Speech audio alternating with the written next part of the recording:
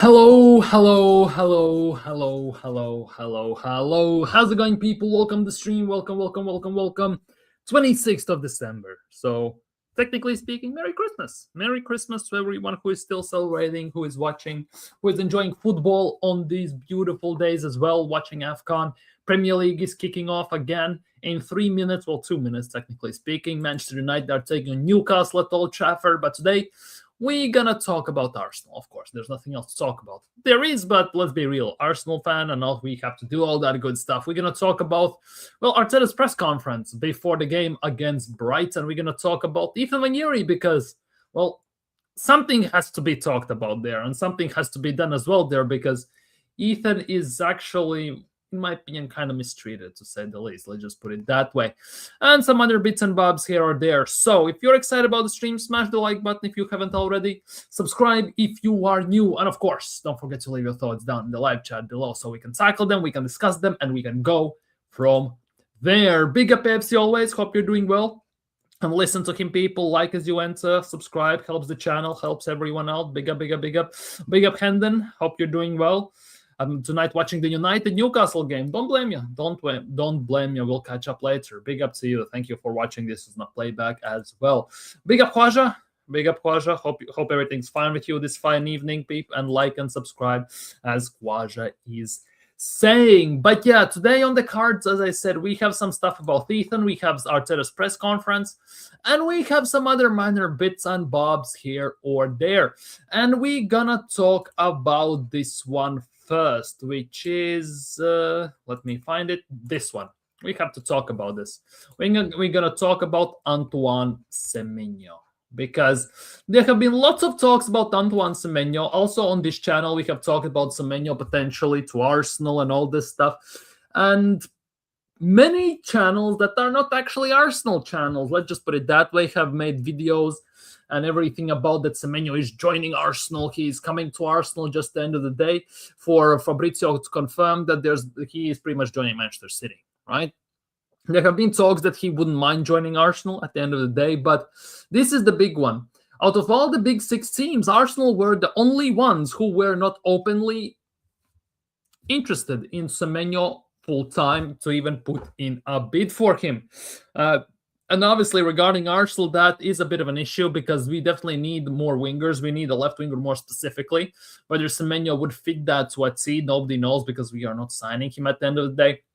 But this is the big one. David Ornstein, as we all know, the Athletic, the mouthpiece of Arsenal to a certain degree, has basically said this. Arsenal held an appreciation for Antoine Semenyo specifically. And there is a feeling that the Gunners would have been his first choice had they been firmly at the table.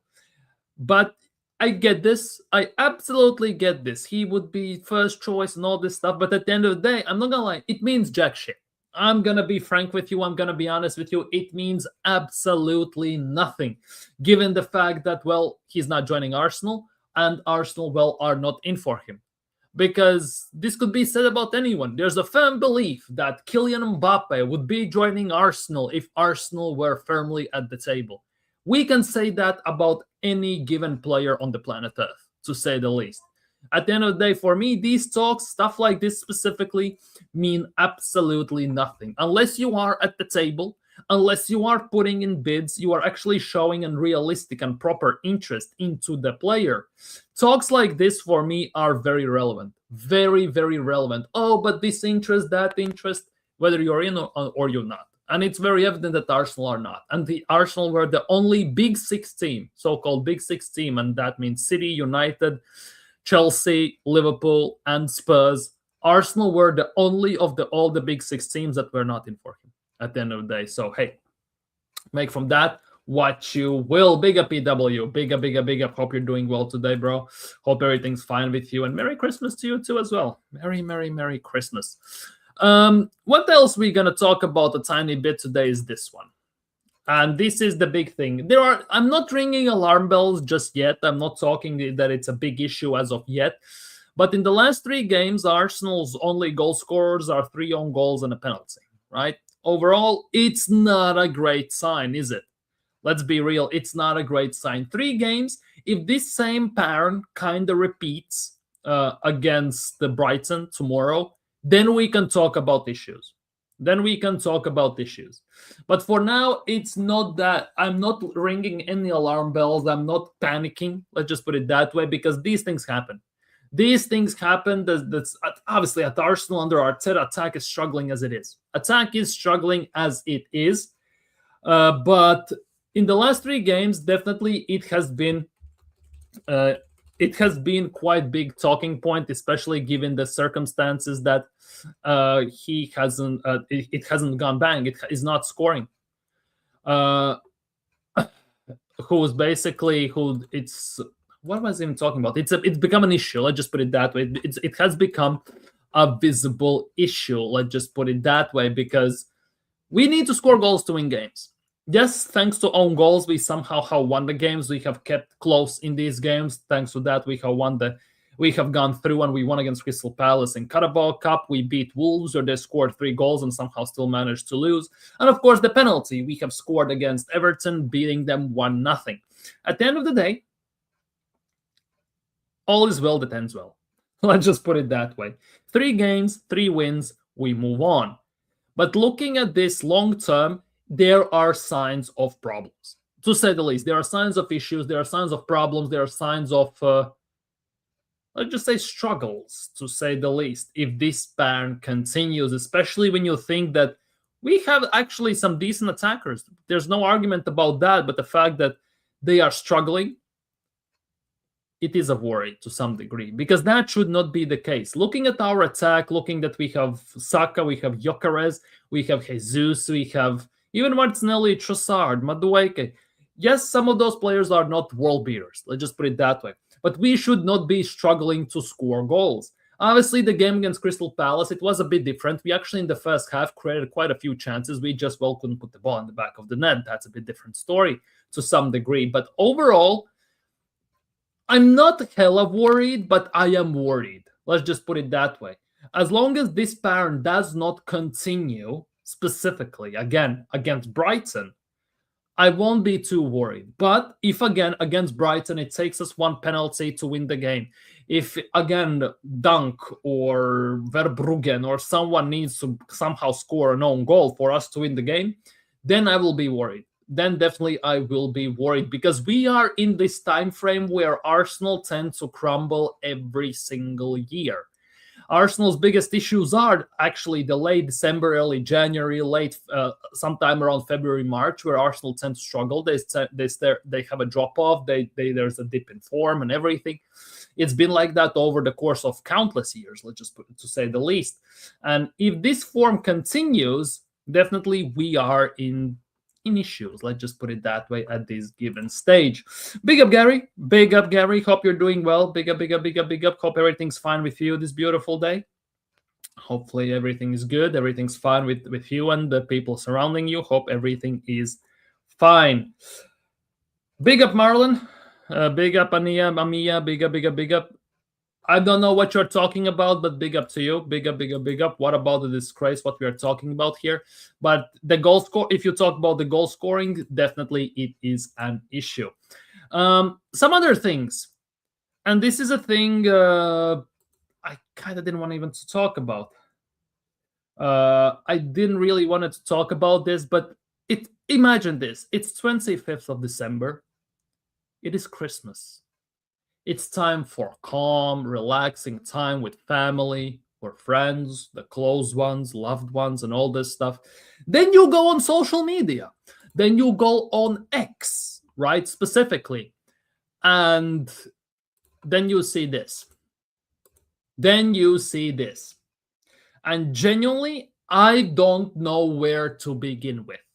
Seriously, I don't know where and how to begin to even start to talk about this. But yeah, this stuff actually exists on socials. I didn't want to believe this, but there is actually a thing like this. And damn, I'm speechless, to be honest. And I'm gonna read this out, what it says, if you're just listening and you're not watching. But here it goes. Calafiori, yes, Calafiori is the closest thing to Maldini. Yes, Maldini, one of the best defenders I have seen in my lifetime in football right now, in terms of aura and footballing abilities. This is the stuff you see on social media. This stuff was tweeted out on yesterday, 25th of December, on Christmas, you know?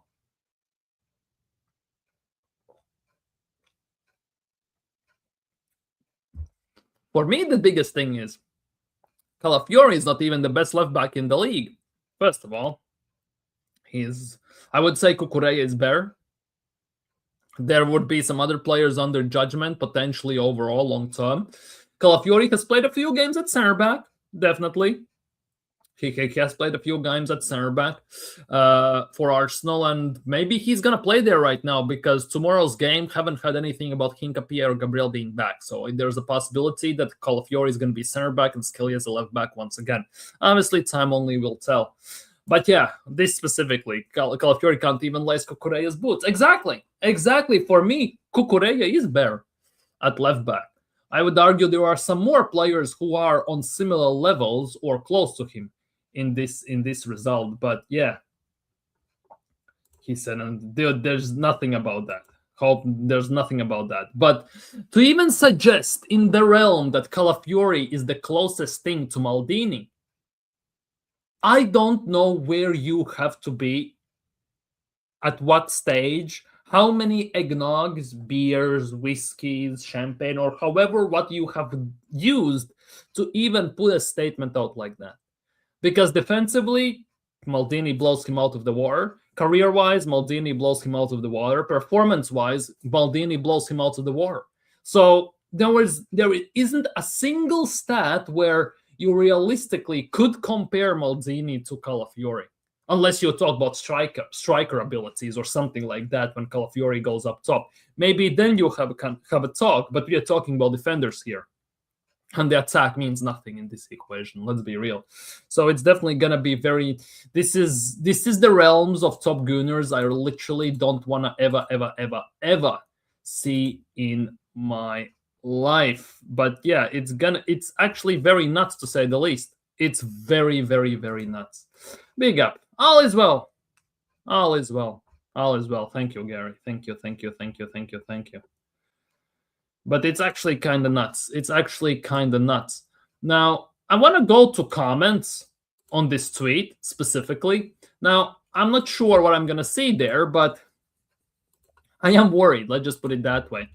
I am worried. I'm genuinely worried what we could see actually in those comments. I'm not going to lie.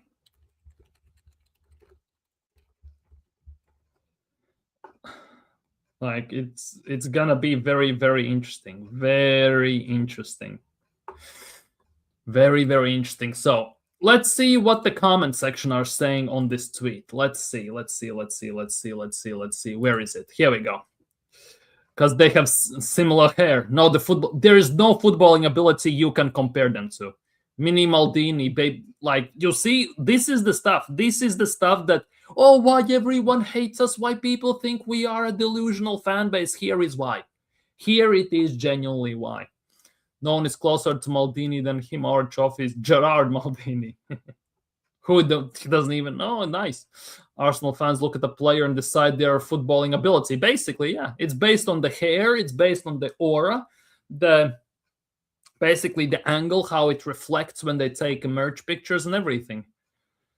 Says a lot about when you started watching football. Exactly. That pretty much says everything. This is top notch. Says a lot when you start watching about football. Because if you think Calafiori is the closest thing to Maldini, I don't know. He needs to prove himself a couple of years more to even. Not even a couple of years. It needs to be 5, 6, 7 years. It needs to be a substantial amount of time. Genuinely, substantial amount of time. Only thing he's got is the look. See, and these are United fans who are saying this. It's actually insane. United fans are giving a stick for this stuff. And then the whole fan base, not the whole fan base, big part of the fan base, have the nerve to go out and say, oh, why everyone hates us? It's unfair. It's this, it's that, and all this. It's actually insane. It actually is insane. Exactly. He cannot even defend. He cannot left back, center back. It doesn't matter. It genuinely doesn't matter. He has no aura. A whole decade. Yeah, exactly. Exactly.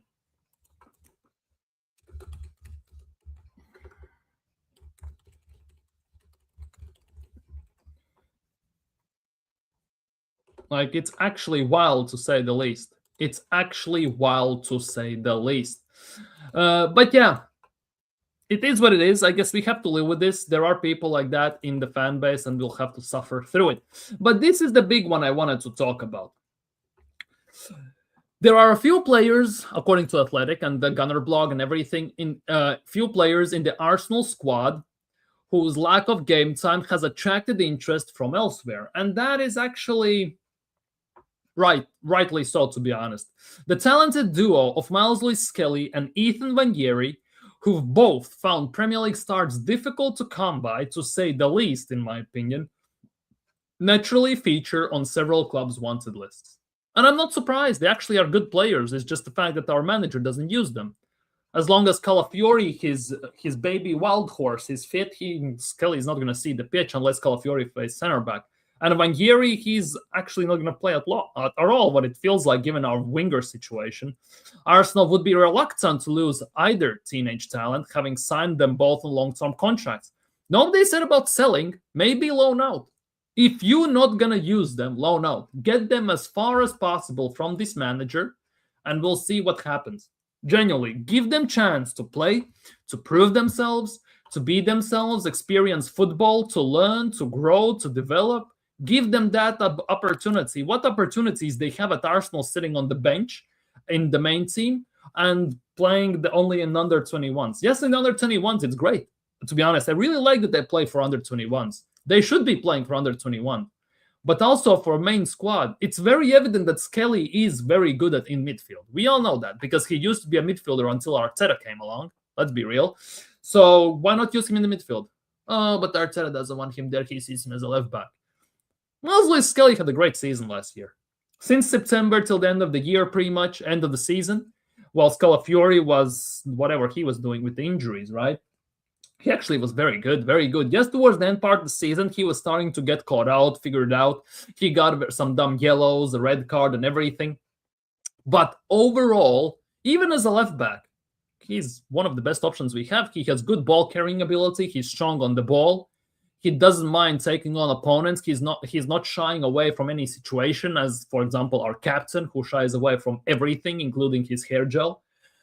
And it's actually insane. And if we talk about Vanieri, I don't know what has happened to him. Why doesn't he get any minutes? That is something what Mikel Arteta is doing that it's absolutely ruining the player. It's absolutely ruining the player in all ways, shapes, and forms. So I don't know what is going on here, because for me, the biggest worry is that at this stage, the longer Arteta stays here, the less these players are going to play, the bigger chances are we're going to lose them. We have lost quite a few good players already, just due to the fact that Mikel Arteta is reluctant and doesn't want to use them, or doesn't see the future at the club, and all this crap they want to push on us, right? So these could be two more, and these two would actually hurt more than any other one we have lost so far. Let's be real. And this is a big, big worry right now. Real big worry. Yeah, City, Chelsea, a lot of teams want Skelly and Vanieri. Exactly. Liverpool want Vanieri. United would not say no to them. Exactly. Newcastle wants Skelly in the midfield, his actual position, and Chelsea want him as a 6. Yeah. Same goes for Liverpool. Liverpool want Vanieri for the right wing, future, long term. There are lots of these instances how the teams play and where he could be good at, and that is a big worry. Skelly, Brendan Oliga, and Vanieri too. Why Vanieri is not being played even on the left wing is also a big mystery, because even last season when we had Vanieri and Saka was injured, we had no backups for him and everything. Arteta much rather tried Havertz there, Martinelli there. Until our fan base basically started to raise their voice and kick out the toys at the pram, basically, Ethan Vanieri didn't see any minutes. And this is a big issue. Big issue, because for me, Vanieri is one of the most talented young players we have, right? And even if we are not talking about the young players, he's one of the, compared to senior players, he has more abilities than quite a few of our senior players in that attacking department. And that for me is a big, big worry. Big worry. So we'll see how that's going to go. But ultimately, I don't even know. I don't even know where we're going to go from here, how it's going to develop. But I am worried about the futures. I am worried about the futures of these youngsters. Very, very worried. Because they should be getting game time. We all know they are good enough. There are chances, there were chances, and there will be chances for them to play. And they just don't get the minutes. They absolutely don't get the minutes, which is actually insane. Because let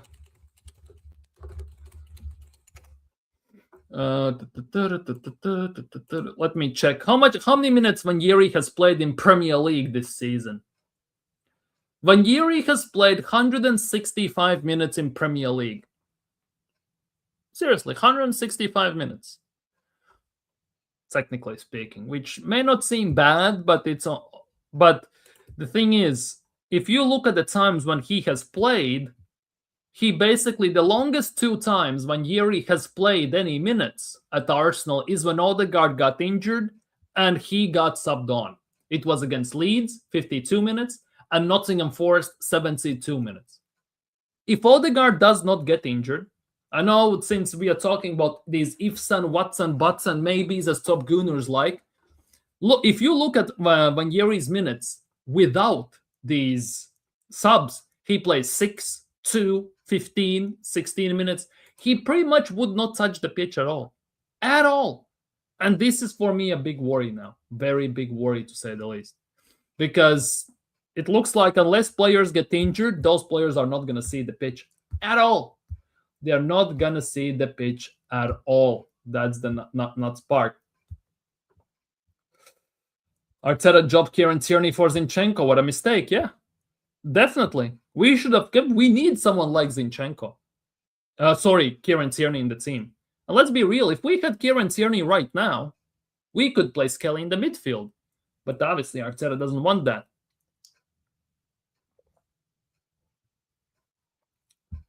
He can't invert. He can't do this. He can't do that. And all this stuff. It's actually kind of insane. It's actually kind of insane, to say the least. So I don't even know where to go with this, because at the end of the day, it's looking very, very long as an Arsenal fan when you look at these prospects and players we have. When you look at other teams that integrate their youngsters in the main squad, like Pep does with certain players, even you look at some of the biggest teams like Barcelona or Real Madrid, Arsenal don't do none of that. Because if you look at this overall, there hasn't been a youngster Arteta has integrated into the team since becoming Arsenal manager that gets consistent minutes at Arsenal. There isn't one. Saka was here already. Martinelli was here already. Smith Rowe was here already. Nobody. Literally nobody. He much rather spends $1+ billion on the players and give the chance to youth, to give chance to some random players that are actually worse than our youth players.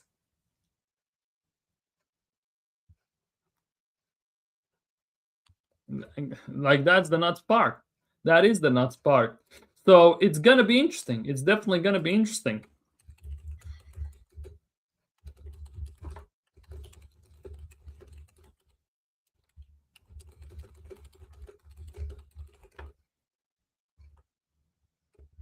Give me a sec. I need to answer a message. So these youngster situations at Arsenal, that is one of the biggest red flags at the moment you can see at Arsenal. If you passed everything in those terms, let's just put it that way. Yeah, why are they inverting? That's the nuts part. Why are we inverting? We never play 3 or 5 at the back. The only formation that has won us a trophy, the FA Cup, we played 3 at the back / 5 at the back. Depends, well, how you look at it. That was the last time we played it. We won a trophy, never played it ever since. Interesting how that works, isn't it? Yes, yeah. How you really? Emil Smith Rowe has more goals than our squad. Wait, let me check.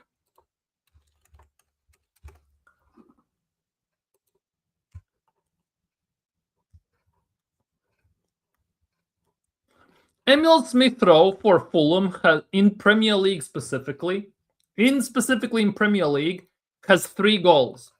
3 goals Emil Smith Rowe has, which is more or less on the same par with the goals our team has, our players. Gyökeres has 5, Saka has 4, somebody else has 4, and the rest of them have 3. Ironically enough, that's how wild it is. That's how crazy it's actually getting to a certain extent. How the F he still have that EFL Cup performance? I don't know. Genuinely don't know. But we will have to wait and see how that develops, how that grows, and how that changes everything. It's gonna take time. It's gonna take time. Be patient. Like, we'll see. For me, this January window could be a very big turning point, depending of who we sign or don't sign, and who we let go or loan out. This January transfer window could be a massive turning point to a degree, which might not be visible instantly, but might be visible come March, April, something like that, around that time. It could be to that degree. Let's just put it that way. So I guess time will only tell.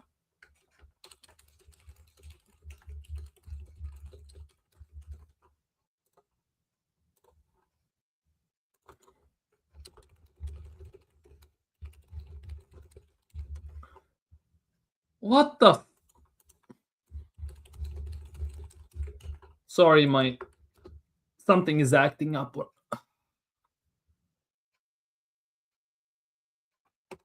We'll see. We'll see. Time only will tell, but overall, yeah. They better get him. Well, we'll see. I don't want Adeyemi at this club as well. Definitely don't want Adeyemi at this club. But let's go over Mikel Arteta's press conference of what he said before the game against. I need this one. Where is every? Don't care. Calafiori, Arteta delivers update on Havertz and Gabriel. This is the interview. I need to find the interview. Where is it? Every word. Give me a second. I have to find the interview.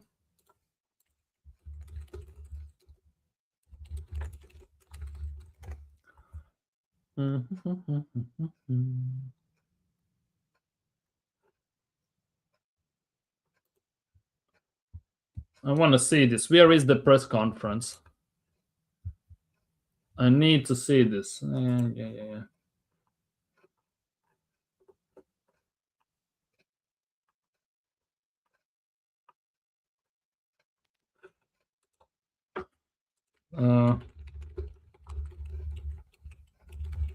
I cannot find it. Where is it?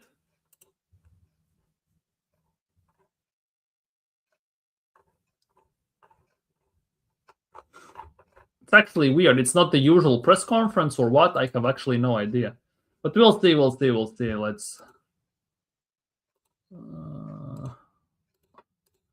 do it this way. It is what it is.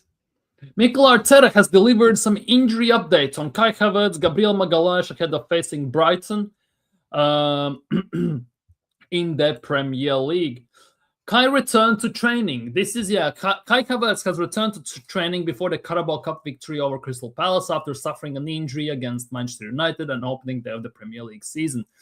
Asked about his fitness, Arteta said, I think it will be a matter of days, if not weeks. So again, he is going to be out for weeks, most likely. Let's see the next step, how he responds to that. He's a player that we missed a lot. A player that brings them into a different dimension. Well, that's definitely true. So I'm really happy to have him back very soon. Gabi has been out since the November international break when he picked up injury for Brazil against Senegal at the Emirates Stadium. We'll have to wait and see. He hasn't trained yet. He's still doing his rehab, but hopefully as quickly as possible, because we know the situation that we have in the back line. A player who has recently returned, obviously, is Gabriel Jesus. He played 100th game and everything. Speaking about his comeback, Mikel said he's very fit. We've been gradually increasing his minutes, but against Crystal Palace, as long as he was okay, everybody was happy to let him go on. When we get into fatigue mode, we took him off, but we are very, very happy. Well, we'll see about that one. We'll see about that one. These injuries definitely are taking some time. It's definitely not a great look. Let's just put it that way. So only time will tell.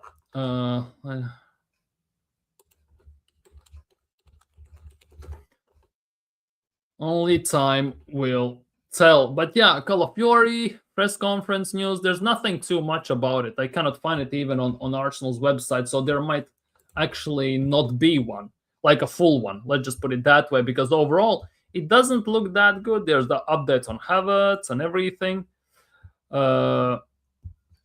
Yeah, there's nothing too much to talk about in that regard. The press conference, it is what it is.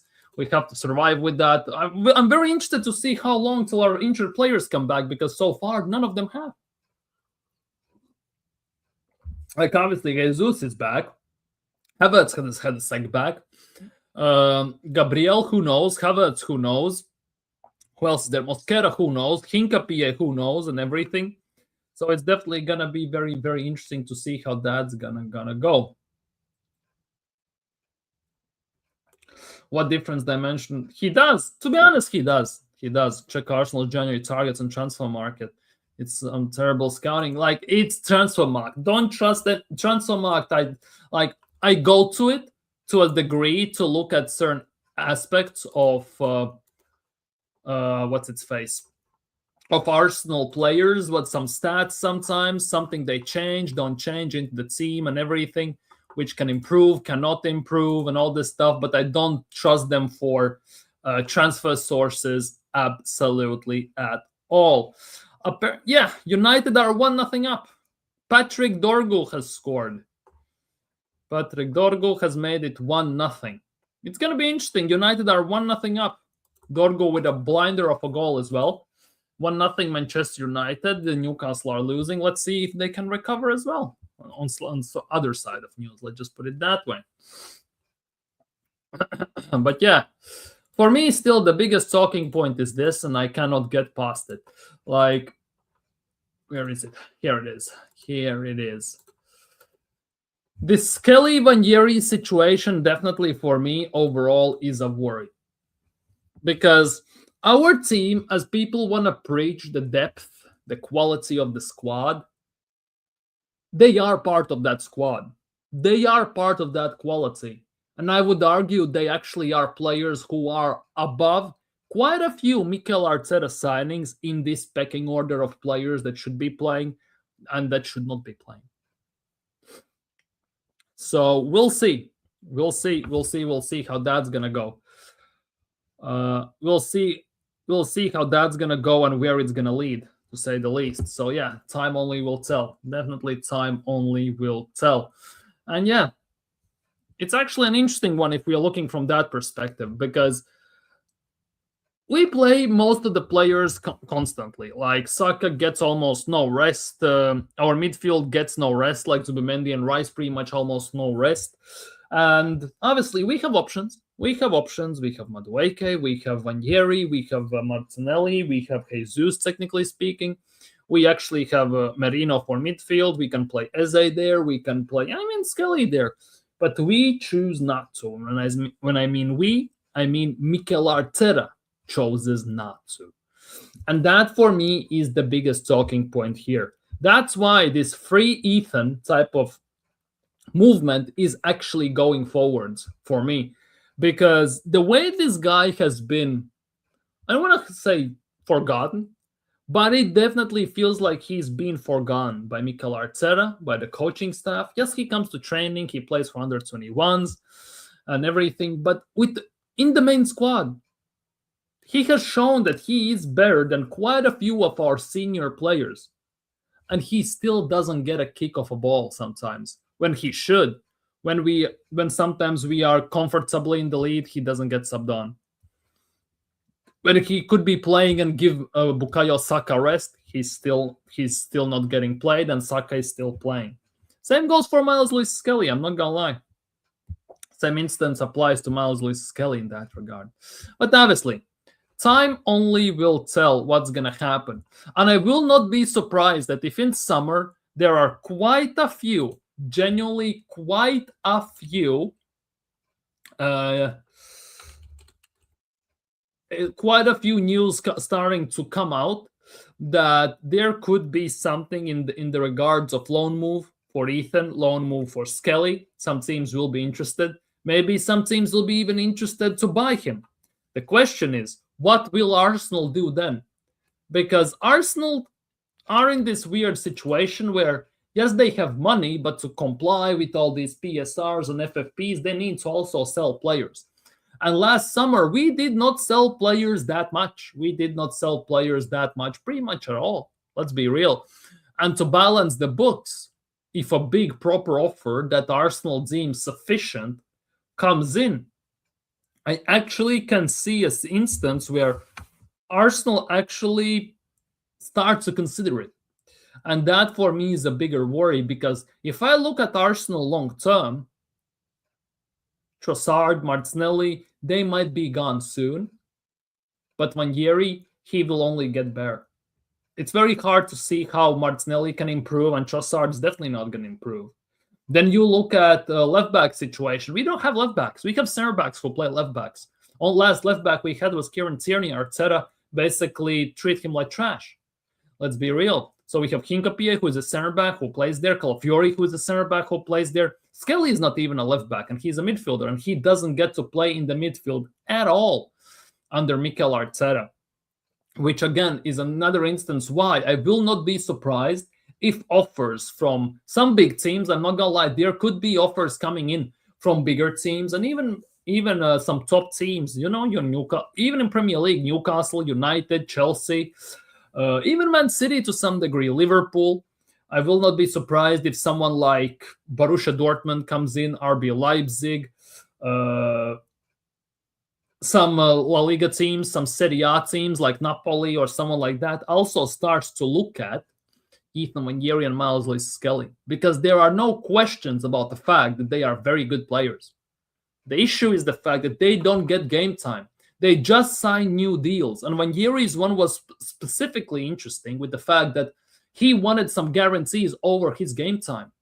And given the fact that he has signed, surely there have been some instances putting some clauses maybe into his contract that he's going to get those minutes. And so far, he's not getting them. Overall, he is definitely not getting them, which now is starting to raise the question. Did Ranieri sign a new deal with Andrea Berta's maybe confirmation and reassurances that Arteta is going to be gone very, very soon?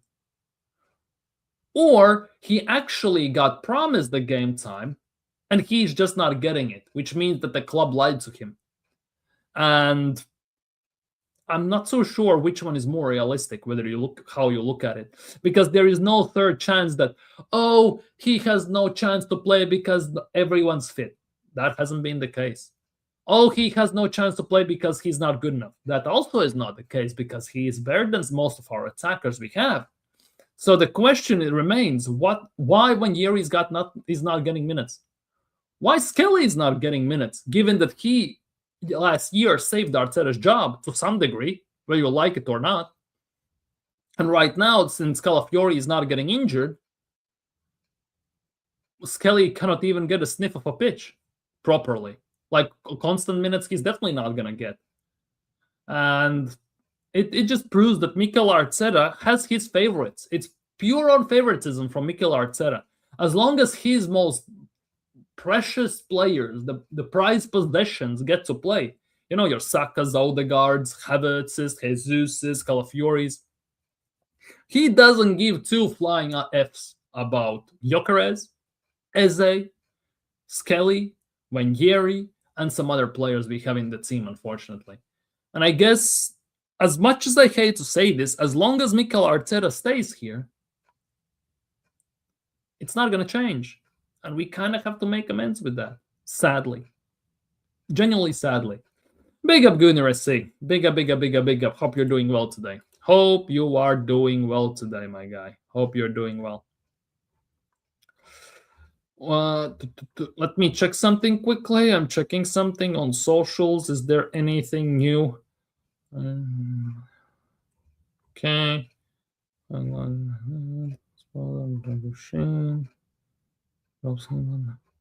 It's very interesting that there are no Arsenal news. Very interesting that there are not many Arsenal news. Barcelona have met with agents of Crystal Palace about what's its face, Margehi. That's interesting.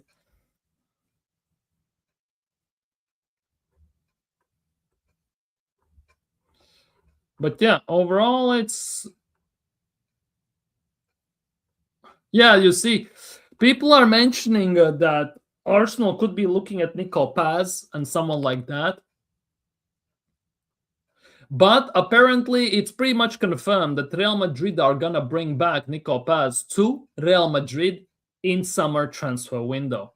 And the buyback clause literally are only 9 million euros, which means that they can bring him back for literally, well, for lack of a better word, well, nothing, to say the least. For absolutely nothing, for pocket change, like for Real Madrid at least. So I guess Nico Paz is not going too much anywhere. Let's just put it that way. Definitely, he is not going much anywhere at all. Big up, Oaxaca. Big up, big up, big up, big up. I see you're beating Newcastle 1-0. Dorgo with a fantastic goal. So, are you going to hold on to it, or are you going to lose, or are you going to win, or what's going to happen? What are your predictions for the United game at the moment going on?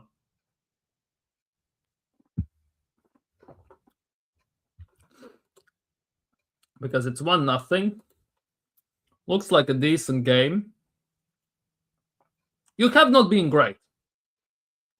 You have been decent, but not great. For me, the issue is the mentality. You might actually shit the bed at some point. That, for me, is the biggest thing. Yeah, see, we're going to shit the bed in the second half. Yeah, but the thing about Newcastle is Newcastle suck in the second half. They don't have good second half performances many times. As much as I follow some Newcastle fans, they're very worried that during the second half they come out and they absolutely just disappear. They just are not up for it. 4-2-3-1. I see. Which United could get a draw? Newcastle or Manchester? You have to be more specific in these games because United are facing, well, there's no other way to put it. Well, United. Let's just put it that way.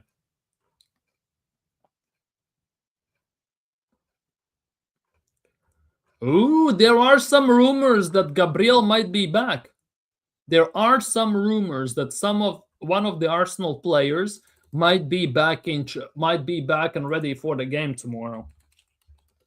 Now the thing is, even if it is Gabriel, cannot help but feel that he might be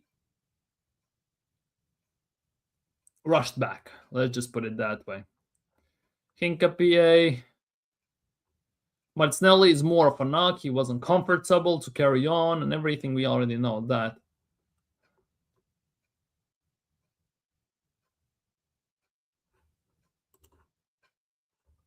We'll see. I don't expect Gabriel to be back tomorrow, but I would not be surprised if someone like Hincapié or someone like that is going to be back for Arsenal.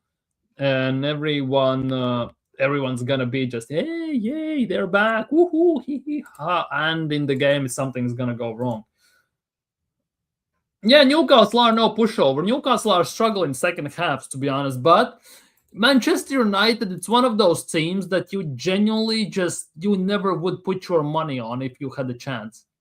United under Amorim, it's like, go figure what's going to happen. It's a coin toss. They're like a fair weather team. Depends on the weather, how good they play or how good or bad they are. Now, the thing is, looking at how Newcastle have set up and how they're playing, I expect Newcastle to score at some point this game. 100%. The question is, will that be too late or will that be to tie the score? Because if Newcastle score to make it 1-1, I think they're going to go and win the game. But if United make it 2-0 before Newcastle actually score the goal, it could be quite interesting. It definitely could get quite interesting then, because then there will be something for someone to hold upon and do something. So time only will tell. Time only will tell, but this is definitely something to keep an eye on, in my opinion. But yeah, it's okay. That's a little side note. Let's just put it that way. A little side note for today's games. Obviously, the AFCON is going on. Morocco are playing Mali currently, still 0-0. Approaching halftime as well. Nothing has changed much in that game too. Let's just put it that way. But if we talk about Arsenal, it's a very weird instance where we are right now with Arsenal, because technically speaking, we have players that are good enough, that should be able to do the job, that should be able to do everything we need, and the players are good enough for us to win something. But there is always this big but, which at the end of the day comes and starts and finishes with Mikel Arteta. Because even though people want to say we have the best squad, best depth, and all this stuff, I would much rather say our depth and squad at times feels like they are more bodies just in the team, just in case something goes wrong, than anything. Because I cannot help to shake the feeling that Mikel Arteta is just reliant on the first 11 and maybe 2-3 more players to carry him out throughout the season, basically. And the rest of the players feels like sometimes they are there to get an odd game at times, or to fill in a gap if something goes wrong for a game or two. Let's just say someone gets a red card, someone gets a knock for a week or two. So basically a player misses few weeks and he comes back, and again Arteta has the main 11. That's what it feels like. Because you cannot tell me that Arteta open-mindedly has signed certain players in this team that for him are the long-term solutions for everything. Let's just put it that way. 100%. Yeah, big up, Rude Boy. Big up. Yeah, free Ethan on loan. Free Ethan. Put him out on loan. Do it same with Miles Lewis Skelly, to be honest. I'm not going to lie. Do it the same with Skelly. Those two deserve better. Those two deserve better 100%. We are all right, but haven't tested Ramsdale enough. However, Newcastle are Yeah, Newcastle are very bad. It feels like they cannot hold on to the ball for at least 3 seconds. That's the maximum amount. Instantly, misplaced pass, heavy touch, something goes wrong. They literally shit the bed. The good news for Newcastle is, to some degree, they cannot get much worse in second half.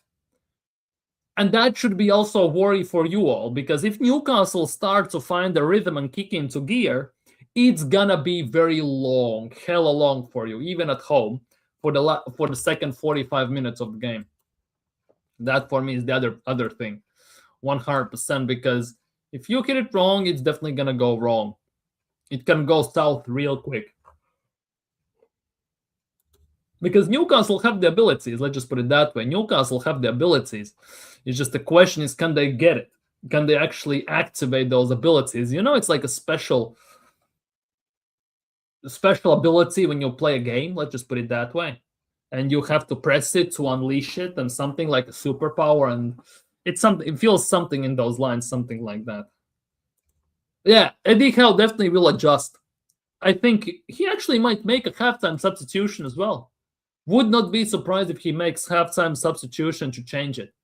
And Amorim is just going to stay the same because he thinks everything he does has worked and nothing is going to change, and they're going to keep on going in the same manner, at the same pace, with the same result.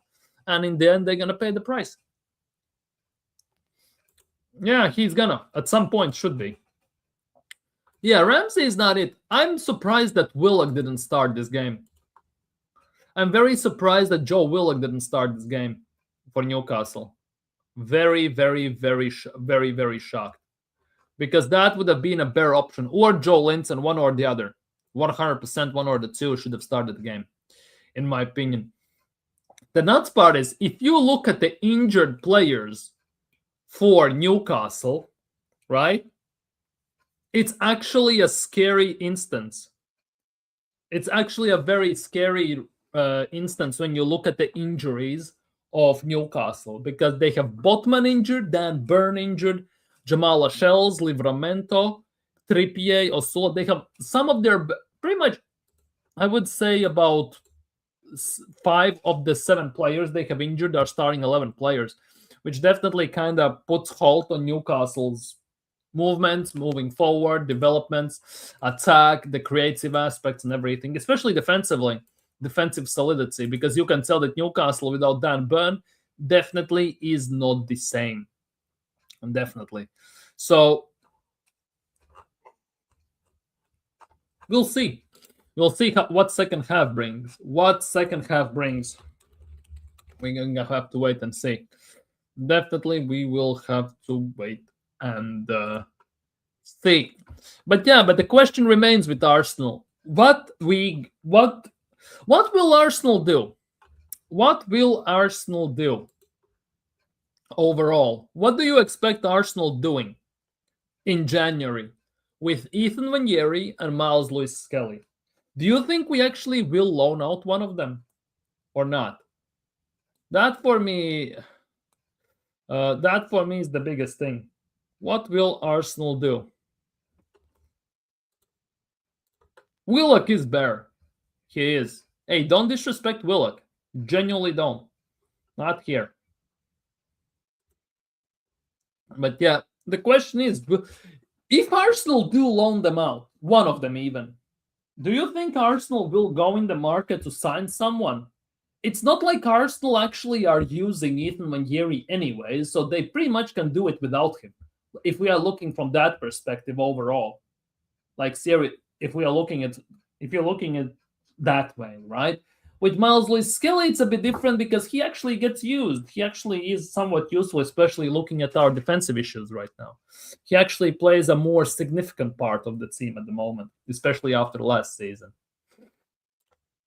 Stillman, yeah, still 1-0. Yeah. Yeah, Dorgo scored the only goal. A good goal as well. Halftime, 1-0. Let's see what happens in second half. I fully expect, as Wahaha said, Eddie Howe to adjust. And then we'll see what second half brings. I think Eddie Howe will make 1 or 2 substitutions as well. And in the end, I think, yeah, they will score a goal, and then it's going to be scrappy settings for United. I fully expect so.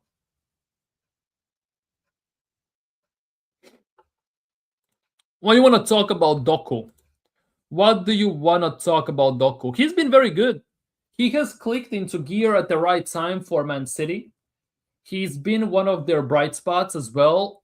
He had a bit of a slow start to the season, but you can see definitely he has adjusted to the style, to the system Pep wants to play. He's definitely started to shine. And if you ask me who has been the most improved player so far this season in Premier League specifically, I would give it to Jeremy Doku, because he actually has played kind of a vital part. Actually plays a somewhat vital part for Arsenal, for Man City this season, definitely. Yeah, halftime 1-0.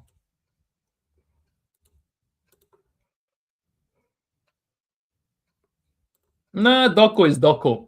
For me, Doku needs to do this consistently and constantly for at least 2 more months to even talk about anything at the moment. Let's just put it that way, because for doing it for, let's just say, a handful of games, it's great, but it's not also enough. Let's just put it that way. You can hit a purple patch like Havertz did. Thank you. 101. 101. Hopefully we can get to 102 very soon. Yeah, Dorgo's goal was good. Dorgo's goal was very, very good. 100%. It was very good. Very good. I'll just put it that way.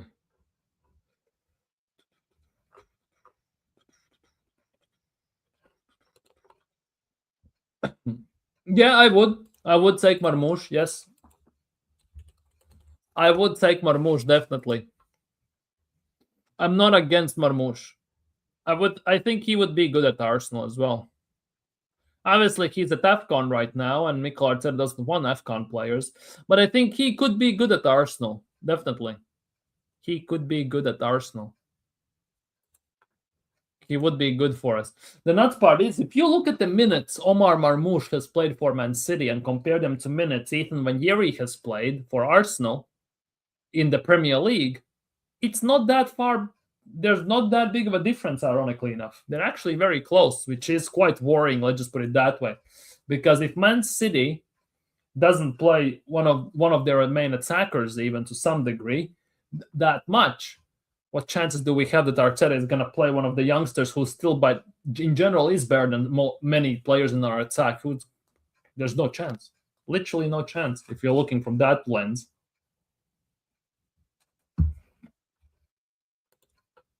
If you ask me, but hey, time only will tell, friends. Time only will tell.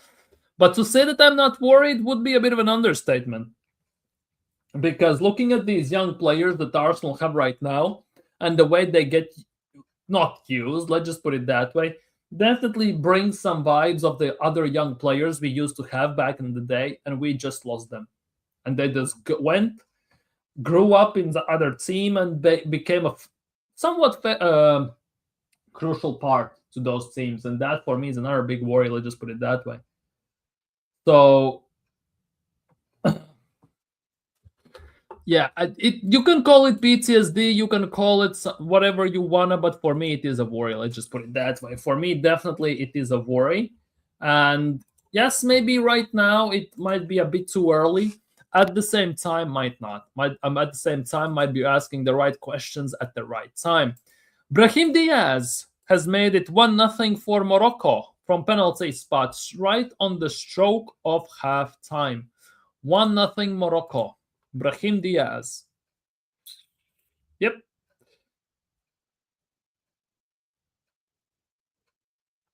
So yeah, it's gonna be interesting. But overall, I guess it is what it is. But I think for today, I'm gonna lock it off. I'm kind of tired from today in general. Had to do a lot of stuff despite the fact that it's Christmas. Tomorrow, Arsenal play 3 p.m. UK time. It's going to be interesting to see what Arsenal does. Of course, going to be live tomorrow evening to react to the game, to discuss it. Hopefully, it's something good. Hopefully, we have good discussions there, because if Arsenal lose, oh bloody hell, will the fireworks be set off once again. But yeah, for now, I'm going to be signing off. So take care, stay safe. Hopefully, going to see you soon. Like the stream, subscribe if you're new, and peace.